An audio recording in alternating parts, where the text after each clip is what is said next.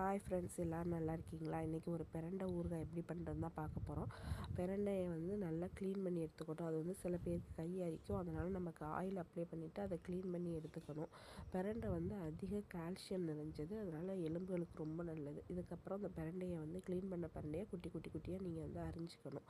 அரிஞ்சிட்டு next பார்த்திங்கன்னா இதை இதுக்கு ஊறுகாய்க்கு கடுகும் வெந்தயத்தையும் பொரித்து எடுத்துகிட்டு நல்லா ஈரம் இல்லாத மிக்ஸி ஜாரில் அடித்து வச்சுக்கணும்.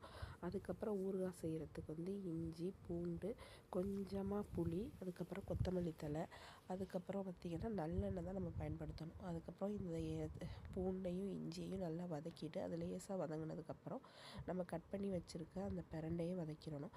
அது பாதி வதங்கி வரையிலேயே நமக்கு உப்பு, அதுக்கப்புறம் புளியையும் அதோடு போட்டு நல்லா வதக்கிடணும். வதக்கிட்டு இந்த பிரண்டை கொஞ்சம் நல்லா வெந்து வரட்டும். கொத்தமல்லி தழை எல்லாமே போட்டு வதக்கிட்டு இந்த பிரண்டை கொஞ்சம் கலர் மாறினோட இதை அப்படியே ஆற வச்சுட்டு ஈரம் இல்லாத மிக்ஸி ஜாரில் தண்ணி ஊற்றாமல் அரைக்கணும். உங்களுக்கு அப்படி தண்ணி தேவைப்படுச்சுன்னா தண்ணி ஊற்றக்கூடாது. நம்ம எண்ணெயை ஊற்றிக்கிட்டோம்னா இதை கொஞ்சம் நாள் கூட வச்சுக்கலாம். அதுக்கப்புறம் திருப்பி அதே கடாயில் அதை நல்லெண்ணெய் ஊற்றி அரைச்சி வச்ச அந்த பேஸ்ட்டை போட்டுட்டு இந்த பேஸ்ட்டோடு நமக்கு தேவையான மிளகாய்த்தூள், பெருங்காயத்தூள் போட்டு நல்லா கொஞ்சம் கிண்டி விடணும். கிண்டி எண்ணெய் பிரிஞ்சு வர தருவாயில் நம்ம முணுக்கி வச்சுருக்க அந்த கடுகையும் வெந்தயத்தூளையும் போட்டு திருப்பி கொஞ்சம் நேரம் கிண்டோன்னா எண்ணெய் பிரிஞ்சு வரும். உங்களுக்கு பிரண்டை பிரண்டை ஊறுகாய் ரெடி ஆயிரும். இதை நம்ம ஒரு 4 months வரையுமே வச்சுக்கலாம். Thank you friends.